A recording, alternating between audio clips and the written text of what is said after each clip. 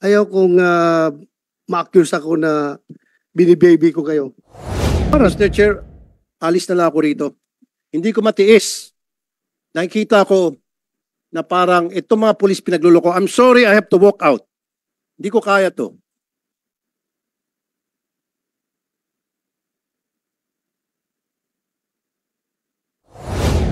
Hindi ko lang matanggap-tanggap, for the record,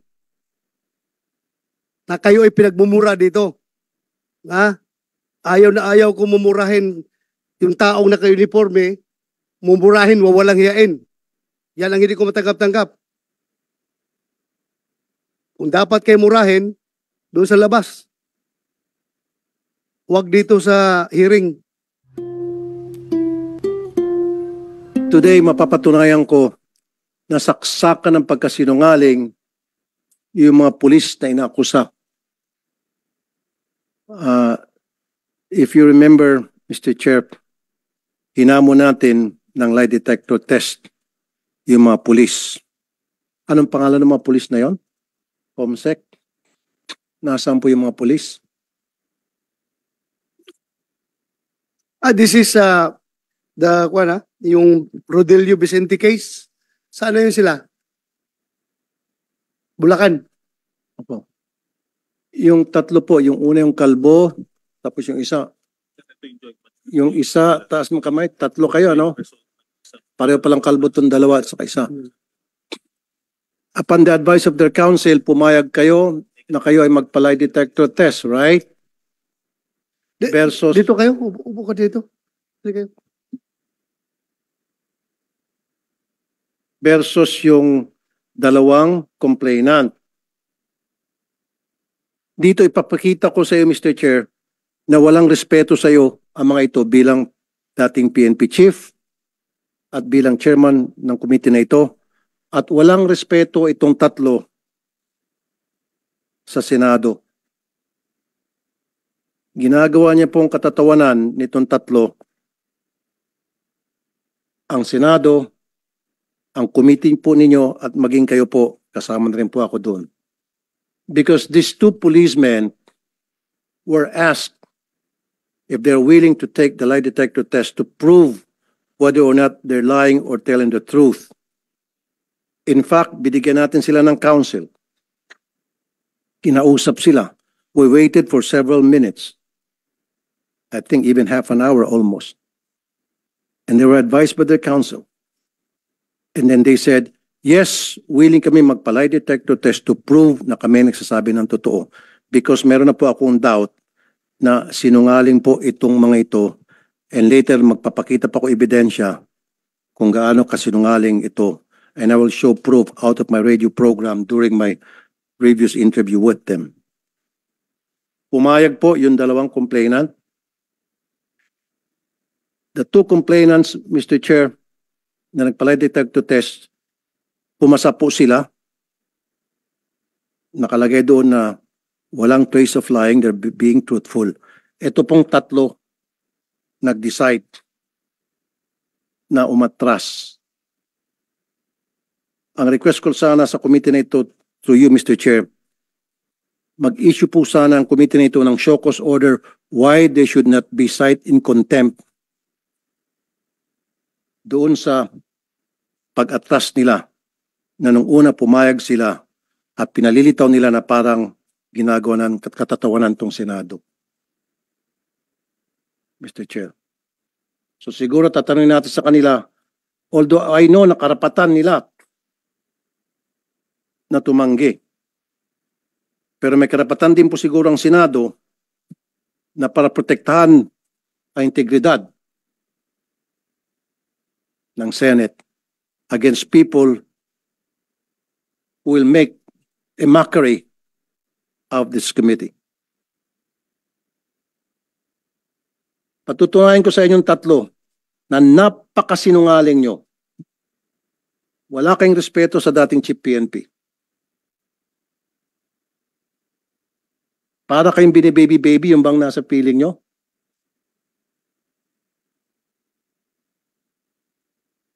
At modus operandi na ng tatlong, gusto ko na mapamura, Mr. Chair, Meron pa ako mga testigo na modus operandi na nitong tatlo na pumasok ng bahay ng may bahay ng walang dalang warrant base lamang sa sabi ng asset at mang-aresto ng kung sino-sinong taong gusto nila. And wearing bonnets, not wearing proper uniform.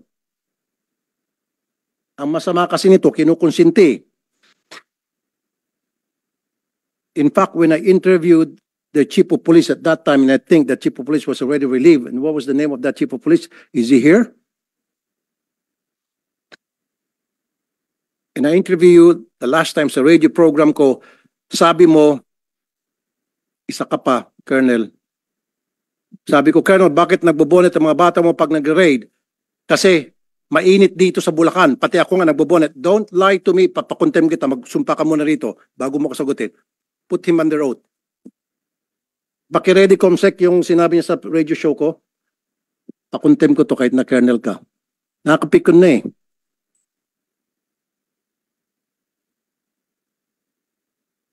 Hindi po ako papayag na for so many years, for decades, nakikita ko po kung paanong apihin ng mga abusadong pulis ang mamalit nating kababayan. Although hindi naman po lahat ng pulis abusado, I have so many friends in the PNP na napakabait. Barkada ko for so many years, just like you, Mr. Chair. Pero merong ilan tulad ng mga ito, ng mga bulok na itlog sa PNP, ang siya nagsisira sa imahe ng napakaganda na ginagawa ng kapulisan natin.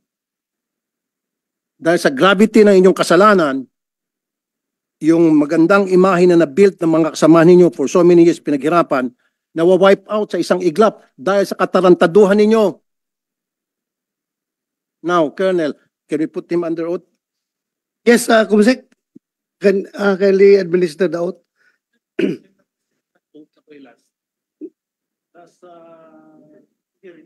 Nag-oath ka? Okay. Okay. Colonel, during the last, when I interviewed you sa radio program ko, tinanong kita, bakit nagbobonet yung tao ninyo? Pakisagot nga ulit kung consistent ka. Yes, sir. Ang tanong na bakit, sir, ay hindi ko matandaan yan, sir. Kung hindi, ang tanong mo sa akin, sir, ay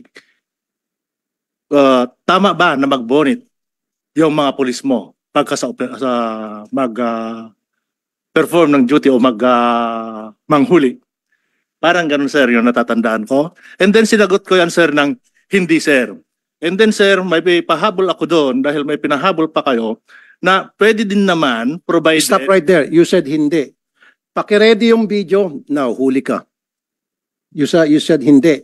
Yes, sir. Pakiready yung video. Okay. And then, go ahead. Yes, sir. And then, sir, sabi ko, pwede din naman provided na pagdating mo sa area is magpakita ka ng mukha mo, itaas mo, yung bonnet mo kung may bonnet ka at magpakilala ka as No, police sir. officer. Yes, that was later on. Pero ang una mong sinabi, mainit kasi sa Bulacan, kaya nagbobonet kayo, maging ikaw, nagbobonet ka nga. Yun yung straight answer mo. And then, dumugtong ako ng tanong, saka sumagot, masama kung nakataas, kung nakababa, dapat nakataas. Dapat, Colonel, ang diretsong sagot agad mo doon, bawal ang bonnet, stop na, wala nang mainit. At ako nga nagbobonet. Ginagawa mong kengkoy ang PNP. Do not use the word mainit, kaya ka magbobonet. Anong kinalaman ng mainit na panahon? Wait, Colonel. Anong kinalaman ng mainit na panahon sa pagsuot ng bonnet? That's what you said. Are you denying it? Na you said na mainit? No, sir. You deny Mayroon akong naaalala Hindi, na sinabi you denying it? na mainit. Let's sir. play the video. Oh, sabi mo mainit. Yes, sir. Mayroon, sir, akong word na mainit pero hindi ganyan ang pagkasabi ko, sir. Gusto mo i-play kong video? Hayaan niyo po muna sana ako. Hindi, gusto mo i-play kong video. Yes, sir. Pero gusto ko pong sagutin before ahead. niyo po i-play para po hindi po ako mangungopya sa video. No? Sige. Kung sinasabi niyo, sir. Noong tawagan niyo po ako ay actually ako'y nagpunta sa isang barangay na kung saan tayo ay Before you continue. Before you continue, sandali lang. Colonel Pulonyo. Sir? Hipi ka pa ngayon doon o na-relieve ka na? Sir, nakabalik po ako, sir. Saan? Sa Sa Pandibulacan, sir. Andi, Bulacan. Yes, sir. Nakabalik ka doon ngayon. Yes, sir. As hippie. Yes, sir. Okay. Continue. nandito bang kataas-taasan sa PNP? Bakit nakabalik tong taon to? Sinong PD? PD ng Bulacan. Sagutin mo ang tanong ni Senator Tulfo. Bakit niyo binalik doon? Nakapag-out ka na? Out ka na? Tapos na? Okay. Okay, but Ah, continue, please. Colonel. Yeah. Please. Yes, sir. Sir, ang natatandaan ko nung tanongin niyo ako tungkol dyan, kung tama ba, ay yung nga sinagot ko, sir, na hindi, sir, sabi ko. Mayroon yung word na, and then may pahabol doon, sir. Na kung saan ko sinabi na pwede naman pagpunta mo sa area, pero pagdating mo doon sa area ay magpakilala ka as police officers at sabihin mo kung ano yung pakay mo. Yun, sir, yung naano ko doon, sir. Kung saan, sir, ay nasabi mo, ay naikisabi ko rin sa'yo na ako nga, sir, ay nagsusuot din ng bonnet dahil, sir, sa word na bonnet na nakopya ko na rin sa inyo. Pero actually, pati yung mahiinit, sabi ko, kasi during that time ay nasa taas ako ng bubong that time, sir. Na sinabi ko, mainit nga. Yun, sir, yung ano ko, natatandaan. Tapos ko. ka na. Yes. Yun nga po, in short, sabi mo, let's play the video na. Pakinggan natin. Ang pag-usapan lang po natin muna yung procedure ng pagsaserve ng warrant. A, nakabonet. Bakit nakabonet? Sir, kung nakabonet man yan, no, ako rin during that day po, nakabonet ako dahil sobrang init. Ngayon, alam mo na nakabonet. So tama ba yung ginawa nila? Mali, na nakabonet sila. Kung nakataas, sir, hindi tama yun, sir. Kailangan makabonet ka, ibaba mo, magpakilala ka. So okay lang magbonet pero ibaba mo muna yung bonet. Pakita mo yung mukha mo, the whole mukha mo. So ibig sabihin, in your daily operations, dala-dala nyo inyong bonet, nakakatakot kayo. Ganun po kasi talaga yung routine namin, yung po namin yung talagang nakasibigan na po. Kasi po, ang talagang halos kilala na po kami dito sa... Sir, why did you, kahit kilala pa kayo dyan sa lugar, why did you wear that bonnet? You should have worn that. Kung kayo po ay legit yung operation ninyo at serving a warrant to a subject na you thought o ayon sa inyong asset ay nandun sa area, why not wear your uniform with body cam at bakit nakabonet? Your Honor, part lang po ng accessories ng mga riders yun.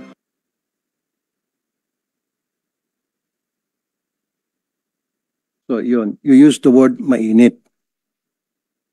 Now, Mr. Chair, tumanggi sila, first things first, yung request ko po sana, baka pwedeng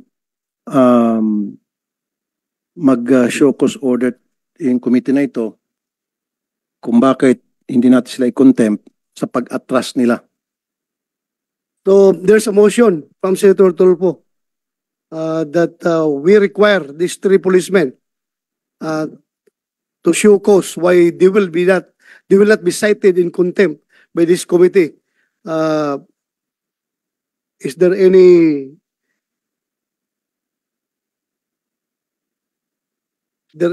objection? Hearing none, but before I roll the motion, I was given the 1 minute suspension.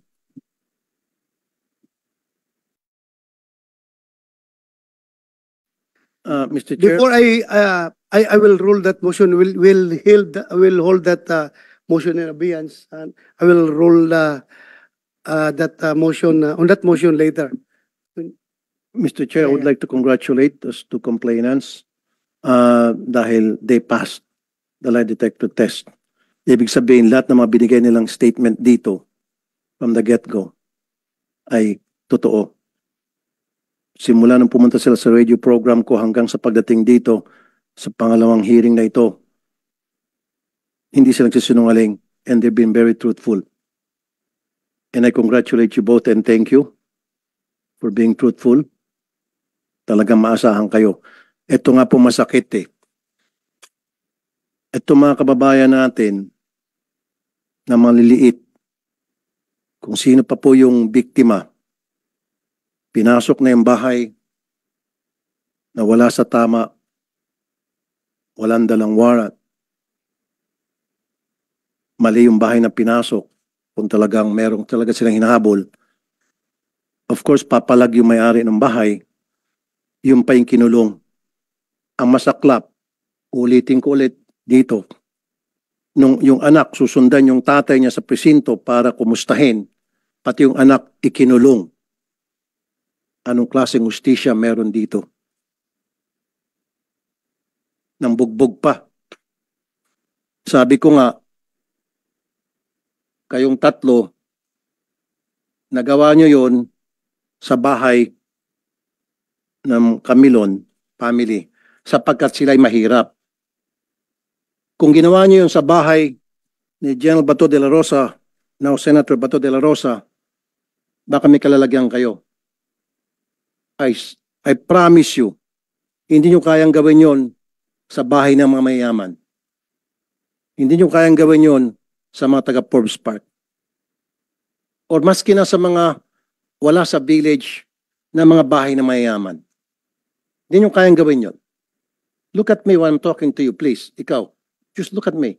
Huwag ka matakot, hindi kita kakain, hindi ako kumakain ng tao.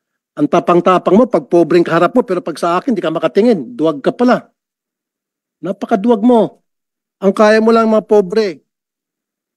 Titigan mo pa siguro hanggang sa matuna, pero pag kaharap mo ako, takot ka. Bagbuntot mo. Subukan nyo gawin nyo sa mga bahay ng mga mayaman. Hindi. Baka naratat na kayo. Nagagawa nyo yun sapagkat alam nyo walang kalaban-laban mga yan. And I have witnesses na dati nyo nang ginagawa pala yan. At kinukonsinti kayo na inyong chief of police. Pinasibak ko, ibinalik. Anong klaseng hustisya meron tayo sa Pilipinas? Pag pulis ang may kasalanan, binibaby-baby. Pero pag ordinaryong maliit na mamamayan natin, agad-agad nakukulong. Pag minalas-malas, sinasalvage pa. O matatagpuan na ng patay at nagbigti kuno. Bakit ganito ang hustisya sa atin? Pag pulis, nagtatakipan, nakakalusot. Pag pobreng kababayan natin, nakukulong agad. Yung mga karapatan, tablado. Nabubugbog pa. Ngayon, nasibak nga itong si Chief of Police dahil sa mga lapses na binanggit ko, ibinalik. Siguro, Mr. Chair, patawag natin si Chief PNP sa next hearing kung pwede, Mr. Chair. Yes, we will do that, Senator Tulfo. Well, andito yung nagbalik, yung provincial director. Can we hear from you, provincial director? Bakit yung binalik? Sir, good afternoon.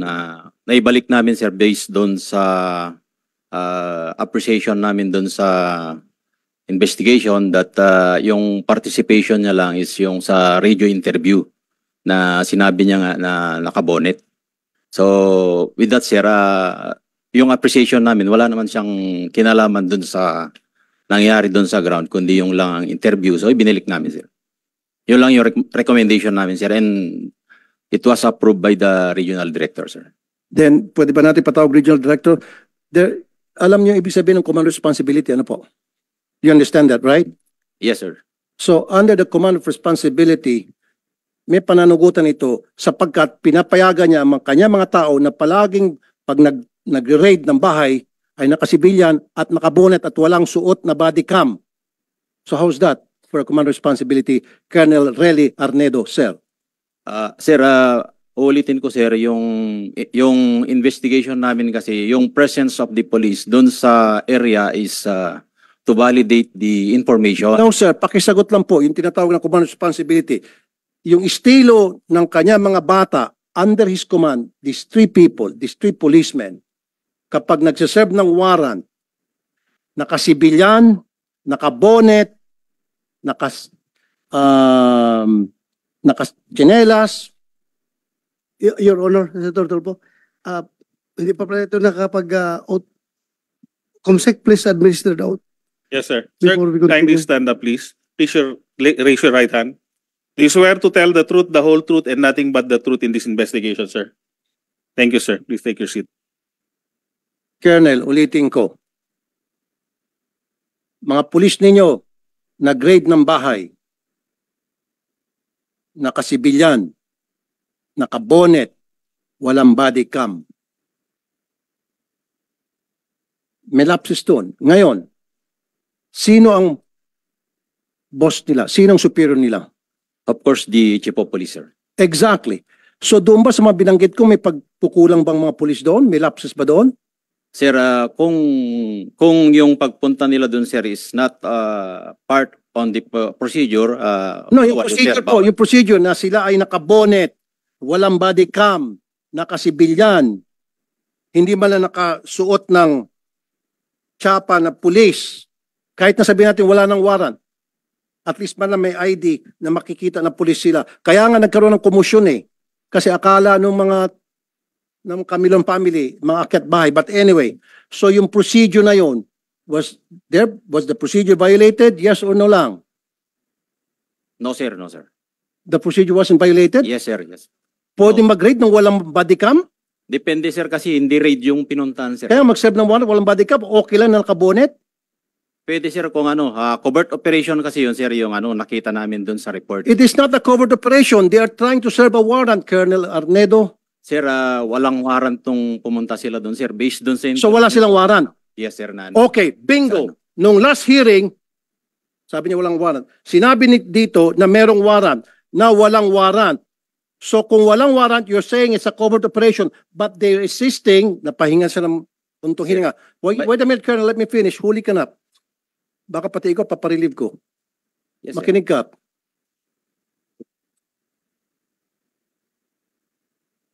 Sabi mo, walang warrant. Nung last hearing, merong warrant. Makinig ka. No, Colonel. Ulitin ko, for the end time. Ngayon, lumabas sa bibig mo. Huli ka, Balbon, sabi pa nga ng mga netizen. Sabi mo, walang warrant because it was a covert operation. Ang sabi nila di sa hearing, matatanda mo, Chief Senator Bato, may dala silang warrant and they were serving that warrant. In fact, wala silang search warrant pero meron, wag ka muna sumagot. Sir, sir. Wala silang Wala, warrant sir. dahil merong tipster. That's why they don't need the search warrant anymore. The warrant will surface because, andito pa nga dito si Attorney Bernardo, because at that time, merong witness or asset na nagsasabi nandyan sa loob ang kanilang hinahanap na suspect na isa-serve nila ng warrant. Do you remember that, Attorney? Kaya nga nagkaroon tayo ng konting discussion between search warrant and warrant of arrest. Yes, Sabi nila there's a warrant of arrest but no search warrant is needed because merong nga witness na nagsasabing nandoon yung suspect. Opo, Your Honor. Narinig ko po na sinabi ng mga taong ito na nagsaserve sila ng warrant of arrest. Kaya ang sabi ko nga, dapat sumunod doon sa Supreme Court issuance sa dapat naka-body worn camera po. Narinig mo, Colonel Arnedo. Ngayon, galing sa bibig mo, walang warrant at covert operation. Hindi kayo tumutugma-tugma. Dito may kita, Mr. Chair, na napakasinungaling kasama na si PD, Chief of Police at itong tatlong alipores nila. You see, Colonel, you're a bad example of the PNP. Your Honor, Senator Tulfo, klaruin mo natin. Yes. May warrant o wala?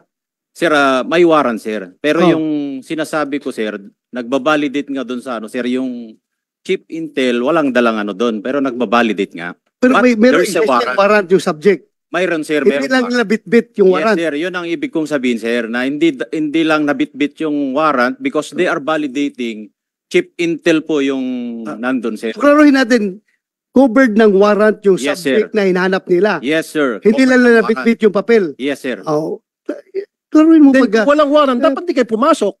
Sir, actually, sir, hindi sila pumasok, sir. Sorry, Hindi sila pumasok. sorry po, Chief. Doon pa lang nagkaroon inconsistencies. I'm sorry, Chief. Yes. Parang nabibaby to eh. The way I look at it. Parang nabibaby na naman to eh. Nakakawala na naman to eh. Huli ko na sana to eh. Nakakawala na ulit. Sinabi mo walang warrant. Sinabi na nga mismo ni Attorney Bernardo, sabi ng mga pulis mo meron. Tapos ngayon sinasabi mo wala. Sinabi ng mga pulis mo nandito, dala nila yung warrant. They were there, here. Dala nila yung warrant. Ngayon sinabi mo walang warrant, pero nung i-baby ka, sabi mo, Klaruhin ko lang, Senator Tulfo, hindi ko binibaby itong Sorry. mga tao na ito, ha? Kahit na mga dati ko itong mga tauhan, Alam mo na, nakita mo naman kung ako yung gagalit dito sa kalukuhan nila. Ako lang, I'm just trying to explain na kami sa PNP, kapag nag-operate kami, lalong-lalo na pagkilala yung mga operatives, number one, we allow them to use bonnet para hindi sila makilala. Pero yun nga, pag i-serve na yung warrant, dapat mayroong uniform personnel na kasama. Pero yung presensya na doon para mag-confirm kung andyan o wala yung subject, wala mong problema kahit na nakahubad sila dyan, nakatsinilas, kasi that's part of the intelligence operations na ginagawa ng police. Pero kailangan, pag-serve nila, dapat may kasama na silang police na uniformado. Kasi yes. my line of questioning will lead to the fact that these people are lying dahil sa kanilang pagsisinungaling, meron tayong biktima na nakulong. Biniktima pa for the second time. Kasi nga po, Mr. Chair, yun yung gusto kong matumbok dito na yung Camilon family, they were victims. Pumasok sila, mali yung procedure na ginamit nila. Hindi Camilon, Vicente. Sorry. Vicente. Sorry, itong Vicente family, excuse me. Maling procedure. Kahit na sino ba naman, Mr. Chair, nakabonet, may pumasok na mga tao, of course, papalag, magkakaroon ng tulakan. And based of that, ginamit ng mga pulis na ito para kasuhan sila ng Assault bang ginaso nyo? direct assault to Direct personal assault? authority. Biniktima mo na nga, winalanghiya mo na yung karapatan nila, pagkatapos kakasuhan mo pa, nakulong po sila, Mr. Chair. Nagpiyansa lang sila. In fact, ako mga nag-abono ng piyansa nila. Taawa ko. And then, bakit pagkatapos makulong si tatay, si anak, susundan, natural Mr. Chair, kahit na ikaw, susundan mo saan yung tatay ko, nakulong ba talaga, totoo ba nasa loob ng kulungan. Pagdating po doon sa presinto, pati itong si anak, kinunong. And of course, magsisinungaling to, sabi nila hindi. Kaya nga, doon pumasok yung gusto ko sana, Mr. Chair, ipalay detector test sila kung sino nagsabi ng totoo. Ito ba, yung grupong ito, o yung grupong doon sa complaint natin. Pumayag sila, pareho. Nag-lie detector, umatas to, itong mga pulis na ito, nag-go ahead itong mga complainant and they passed. Kaya nga, klaruhin natin na as far as this committee is concerned, and as far as public opinion is concerned, talo na kayo. Kayong mga pulis na umatras. Kahit na, yes, we understand that. It is your constitutional right na umayaw dyan sa lie detector test. Karapatan nyo yan kung ayaw nyo. Pero we are talking here about public opinion. Talo na kayo. Pati sa committee na ito. Mas naniniwala ang committee dito sa proven true lie detector test na hindi nagsinungaling. Kasi pinag-usapan natin last hearing was your word against their word. So, para to establish kung sino nagsasabi na totoo, sinasalis namin kayo ng lie detector test. Ngayon, kumasa sila. Kumasa.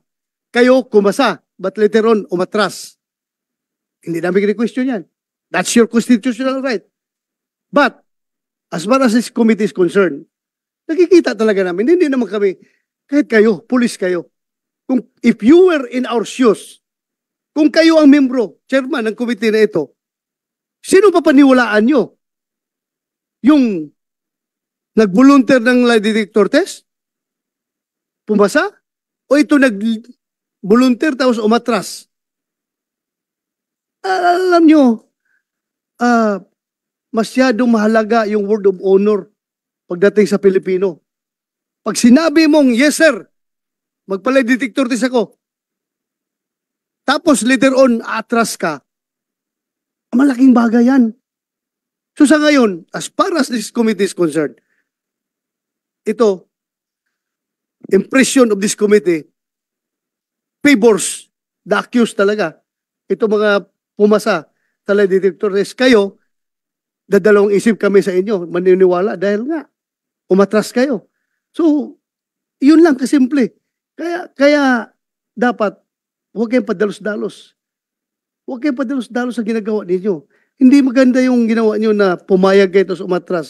Again, as I've said, it is your constitutional right. Hindi namin kayo pwedeng pilitin. Pero, sino ngayon ang talo? Kung totoo sinasabi ninyo.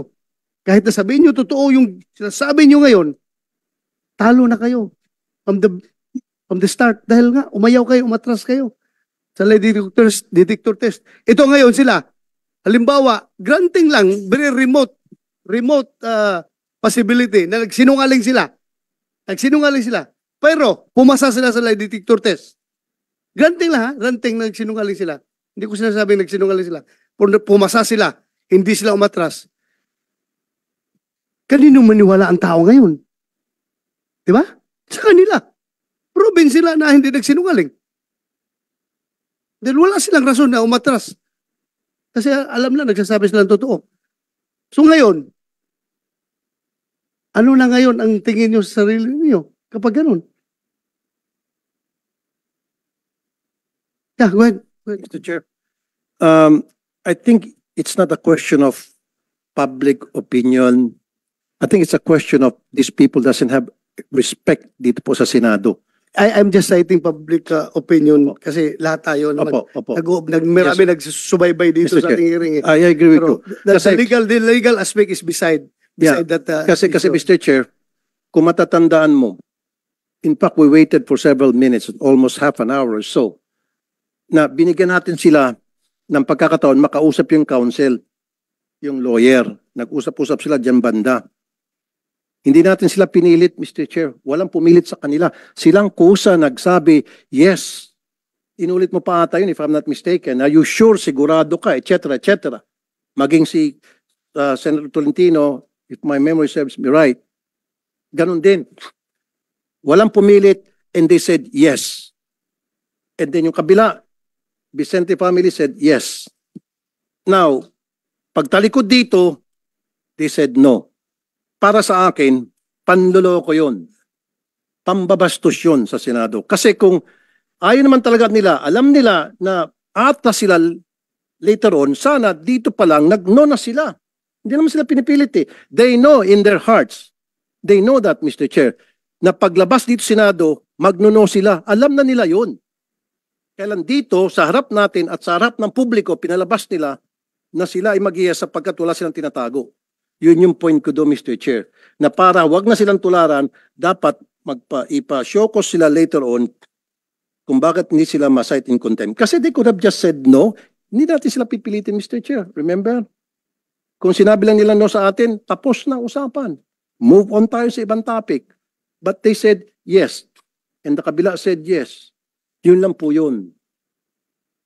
And now, Mr. Chair, may I request next time yung RD siguro, patawag natin, or maybe yung si Chief PNP, if we can request, or si yung administration ng PNP, yung hierarchy, para nakakasama na loob kasi, Mr. Chair, may kita po ng mga biktima at may kita po ng mga iba pang biktima nila in the past, mamaya magpapakita kong video na meron pa sila ibang biktima. At kumbaga, parang gumawa ng kalokohan mga ito, nakalusot na naman, at nakulong pa yung mga katulad naming mahirap. Yes, we will do that in the proper time. Buti pa, Mr. Chair, yung mga ibang PD at RD na nilapitan ko, pag nirelieve all the way. Marami na po ako naparelieve na mga chief of police, na I went to the PD and RD, na-relieve all the way. Ito, nirelieve and then binabalik din at nagbigay lang ng rason na para sa akin, very shallow, flimsy yung reason.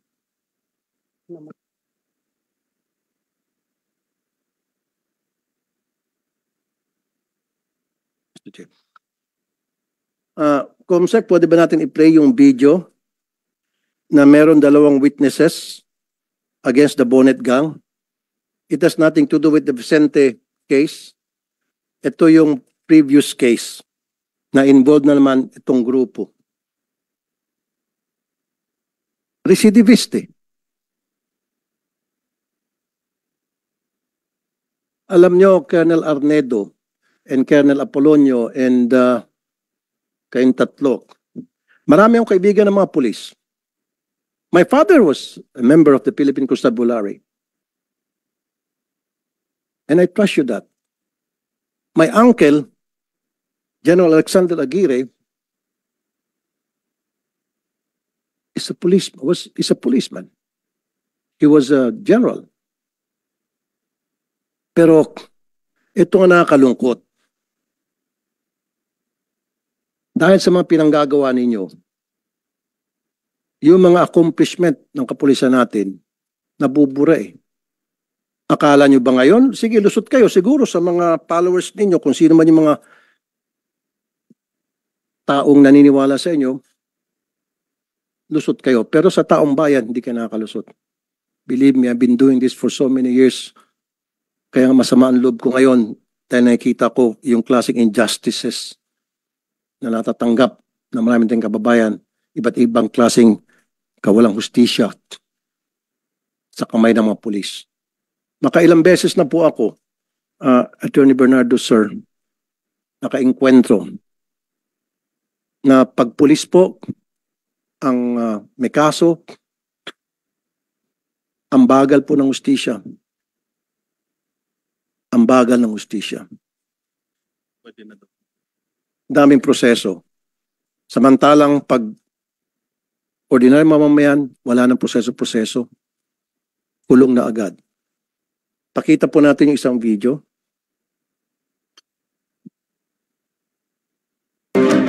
Tama ho ba? Nakabonet po sila? Lahat po sila, nagpakabonit po sila lahat. Ang lalaking tao nila, ang dami nila. Sobrang ho, nung sumugod ho sa inyo ilan? Marami po sila.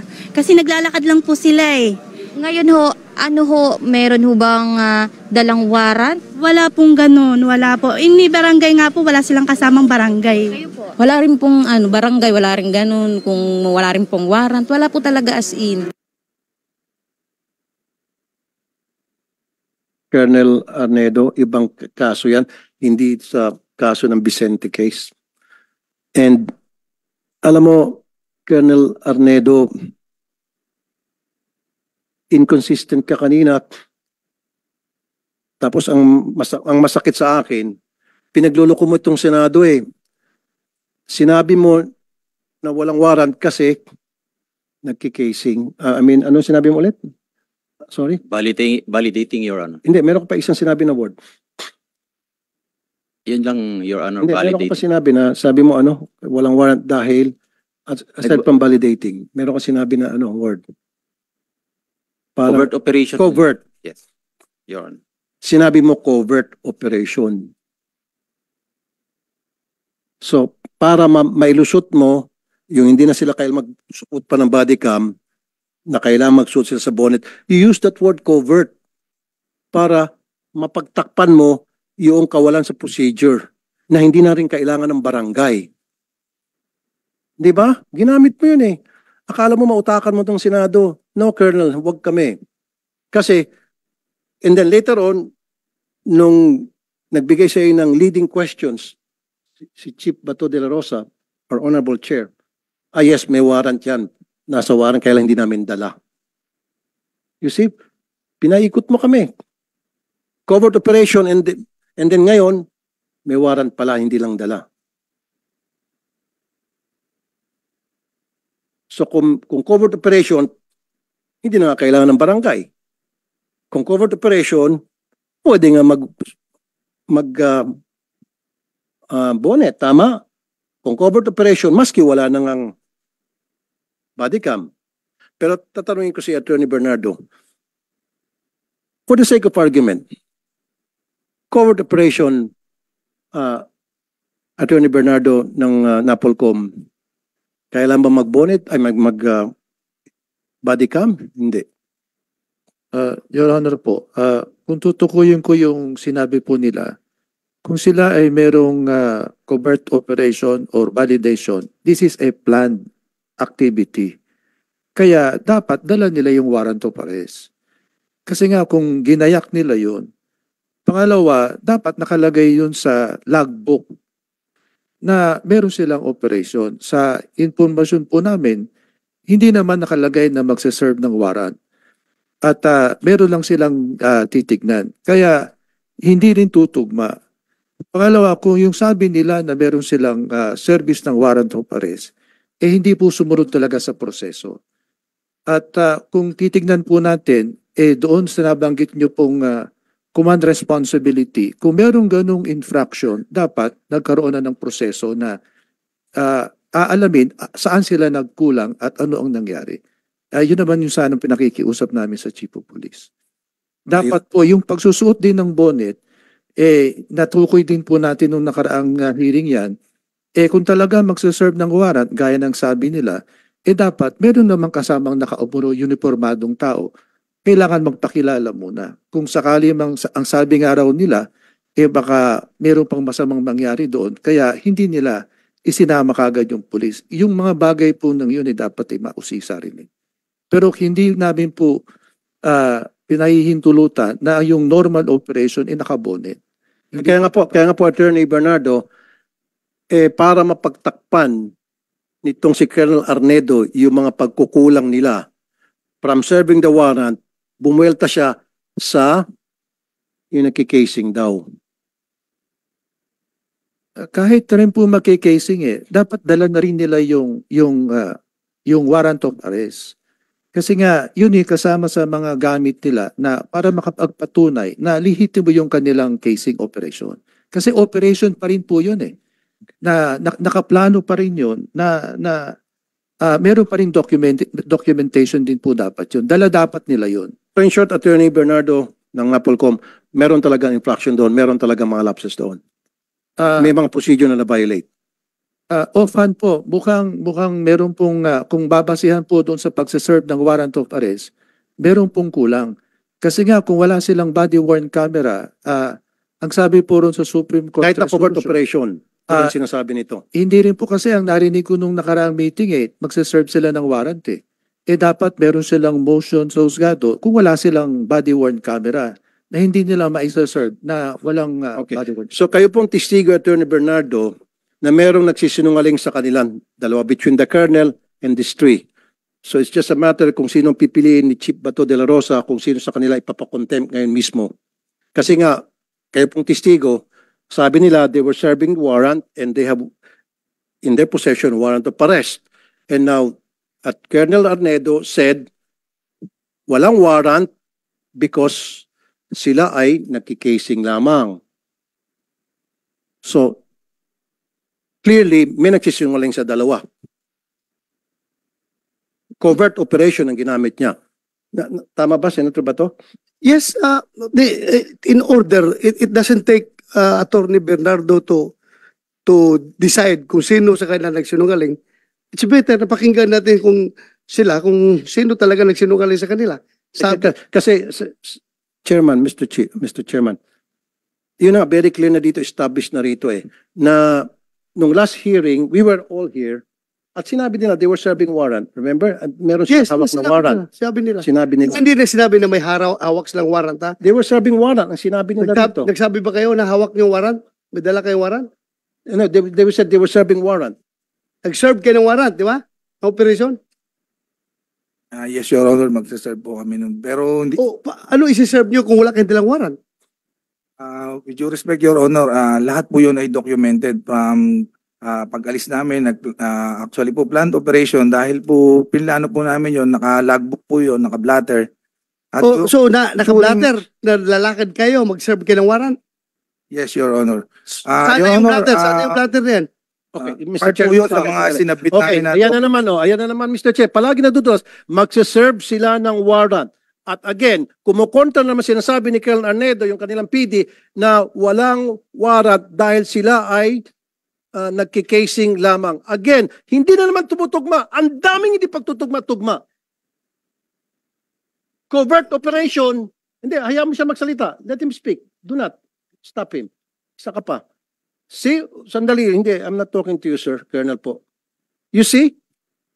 Sinabi niya, they were serving the warrant, which means they have the warrant in possession, because if you're serving the warrant, then you must have that paper. Yes, dapat. Kaya nga, di ba? Simple English. They were serving the warrant. So, merong hawak sila. So, saan ang warrant nyo at that time? Bakit hindi kayo nagdala ng warrant? According to your dala po ng warrant officer ko, Your Honor. Ako po yung sinasabi lang hindi may dala, pero yung warrant officer ko po ay meters lang po ang layo sa akin. Sinong warrant officer nyo at the time? Police Corporal Joel Dicen po, Your Honor. Ikaw? Yes, Your Honor. May dala kang warrant ng time na yan? Nasa bulsa ko po, Your Honor, kasi po magsaserve po kami ng warrant of arrest. Kaya nga, paano kayo magsiserve kung walang warrant? So dala-dala yung warrant? Dala po namin, Oh, Your bakit Honor. sabi mo na walang warrant? Magbabalidate pa lang kami that time, Your Honor, nung... Sandali. Mr. Bakit Chair. mo sinabi na walang warrant? Mr. Chair, alis na lang ako rito. Hindi ko matiis. Nakikita ko na parang itong mga pulis pinagluloko. I'm sorry, I have to walk out. Hindi ko kaya to.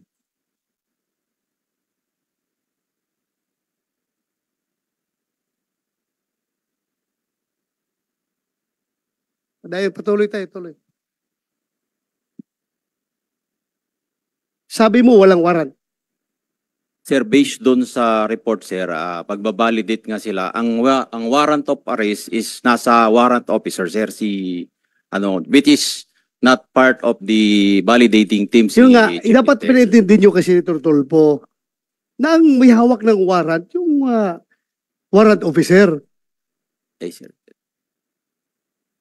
Sila, Di- intelligence officer, nagsusurveillance sila kung nandoon yung subject. Di ba? Yes, sir. Kasi pag-serve ng warrant, siya na magsiserve ng warrant. Yes, Your Honor. Naintindihan ko kayo. Naintindihan ko kayo. Yung procedure na yan, ginagawa ko yan nung panahon ko. Ganun man talaga. Magsiserve ka ng warrant. Alangan naman magsusurveillance na ka-uniforme. Bulabog na kayo. Layas na yung subject niyo kung naka-uniforme. Ganun lang yun. That's one.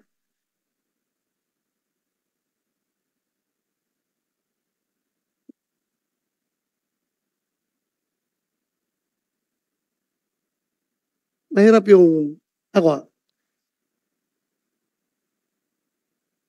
The worst thing na sabihin sa akin, binibibaby ko kayo, ay hindi ko matanggap-tanggap yan. Na binibaby ko. What's the use of me being the chairman of this committee kung ibibi ko kayo? For the record, wala naman sigurong makapagsabi dyan na sinong pinakamaraming na-contempt na pulis dito sa Senado? Kaninong komite pinakamaraming na-contempt na pulis at saka mga witnesses? Ako. Kaya wala akong pakialam kung sino kayo, kung dati ko kayong tao, basta kamali kayo, mamalasing kayo sa akin. Pero pag kayo naman gumagawa ng tama, hindi na ako papayag na wawalang hiyain kayo. Di ba? Fair lang tayo dito. Fair. Ayaw kong sabihin, porque dati akong pulis, bibibihin ko kayo? No. Record shows. And record will vindicate me na ako ang pinakamaraming pinakulong na pulis dito sa Senado. Ako ang pinakamarami. Pero record shows also, kapag nakita ko na ang pulis ay totoo ang sinasabi, ay, by all means, dipinsahan ko rin yung pulis. Di ba? Bakit naman wawalang hiyain yung pulis kung dapat hindi dapat walang hiyain? Ganun lang ako, fair lang ako dito. Wala akong pinapaboran dito. The most insulting action is for that kasama mo dito, mag-walk out, walk-outan ka.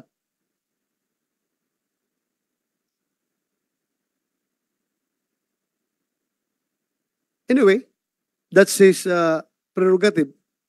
Kung ayaw na niyang makinig sa hearing, kanya na yan. Ako lang man. I am trying to be fair here. Wala akong bias dito. Kahit na sabihin nyo, dati akong chief PNP, ang dami ng pulis minala sa akin. Ako lang, fair lang ako. Ayaw ko lang rin na masyadong kinakawawa yung pulis na dapat hindi naman kakawawain. Respetuhin lang rin natin dahil kung ano yung right ng mga complainant na civilian, ganun din ang right ng mga pulis. Fair lang tayo. Yun lang sa akin. Ayaw kong ma-accuse ako na binibaby ko kayo. Never in my pagiging chief PNP o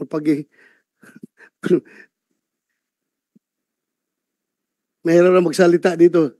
Everything is recorded. If you know me, you will realize, para sa inyo nakakilala sa akin, if you know me, you will really know me.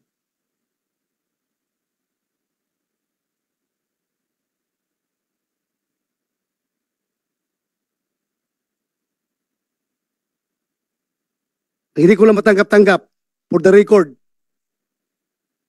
na kayo ay pinagmumura dito. Ha? Ayaw na ayaw ko mumurahin yung taong naka-uniforme, mumurahin, wawalang hiyain. Yan ang hindi ko matanggap-tanggap. Kung dapat kayo murahin, doon sa labas. Huwag dito sa hearing.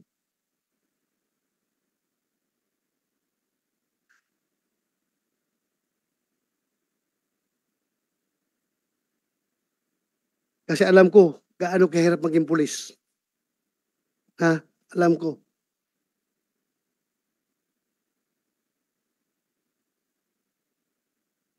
Paglabas mo pa lang dyan sa pintuan ng bahay mo, hindi mo na alam kung magkakabalik ka ng buhay sa mga anak mo pagkahapon. Kaya dapat respetuhin natin yung pagiging pulis. At doon naman sa mga abusadong pulis, dapat talaga may kalalagyan kayo. Kayong mga abusadong pulis. Dahil niyuyurakan ninyo yung uniforme, yung badge na suot-suot ninyo. Hindi kayo dapat magiging pulis. Oh my God, sabi ko sa inyo, I am your number 1 enemy kung masama kayong pulis. Hanggat saan tayo aabot, kahit matanda na ako, hindi ko kayo atrasan. Anong gira gusto niyo? Anong warfare gusto nyong ilalaban sa akin? Hindi ko kayo atrasan kung siraulo kayong pulis. Pero kayo matinong pulis at kinakawawa, my God, I will offer my life to you. Ganon akong klaseng tao.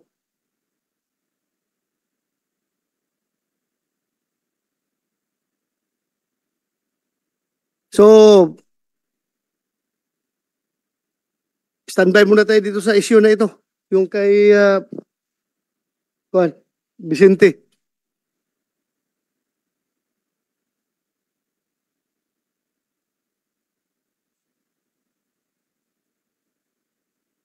Doon sa... Okay. Proceed muna tayo sa... Ha? Ano? Ay, sorry, Your Honor. I would like to recognize the presence of Senator Robin Hood Padilla. Your Honor, thank you for coming over. Salamat for coming. We proceed to Camilon case. Major De Castro, andito ba? Yung driver mo na si Pagpantay. Popuin yan dito. Ikaw, PD, pwede ka na umalis dyan.